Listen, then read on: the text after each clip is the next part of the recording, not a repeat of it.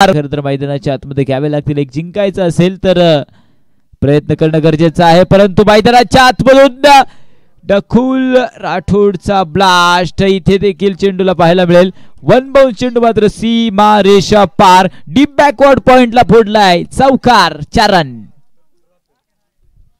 डखुल राठोड खरं तर मैदानाच्या आतमध्ये खेळतोय आणि त्याच्या बॅट मधून देखील अगदी त्यानंतरचा चेंडू मैदानाच्या आतमध्ये अगदी पुरेशी एकदा एक आक्रमण. आज हवाई हल्ले आहेत. चेंडू डिफाईन लेगला सीमा रेषा पार मॅक्सिमम 6 और षटकार. इथे देखील एक आक्रमण आहे. कधी चौकार तर कधी उलटा आहे तर कधी पुलटा आहे कधी तर सरळ आहे, परंतु इथे मात्र बाउंड्रीज आल्या. त्यानंतरचा चेंडू उंच हवेमध्ये आहे. अगदी समोरच्या दिशेने आक्रमण केलाय. चेंडू मात्र जाऊन पोहोचेल. चेंडू सीमा रेषा पार 4 रन. चौकार.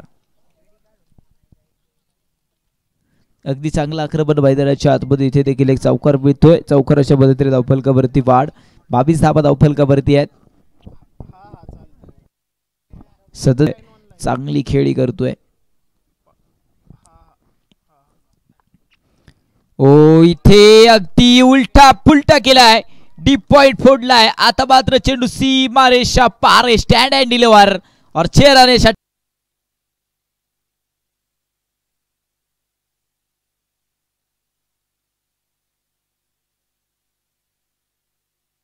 त्यानंतरचा चेंडू आहे आणि खरं तर चेंडू उंच हवेमध्ये आहे. इथे आक्रमण झालंय.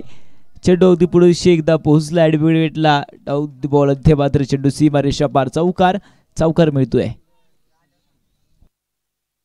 चौकार येईल. चौकाराच्या मदतीने धावफलक बदलते. संघाची धावसंख्या 39 या आकड्यावरती या ठिकाणी आपल्याला पाहायला मिळेल. 3 गड्यांच्या मोबदल्यामध्ये 39 धावा त्या मात्र धावफलकावरती आहेत.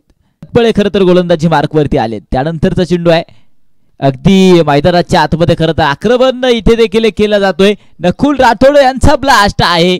चेंडू सीमा रेषा पार मॅक्सिमम 4. चौकार. चौकाराच्या मदतीने खरं तर सुस्वागतम प्रदीप सतफळे आणि इथे चौकार आलाय. चौकार येतोय. चौकाराच्या मदतीने धावफलक 55 या आकड्यावरती पोहोचतोय.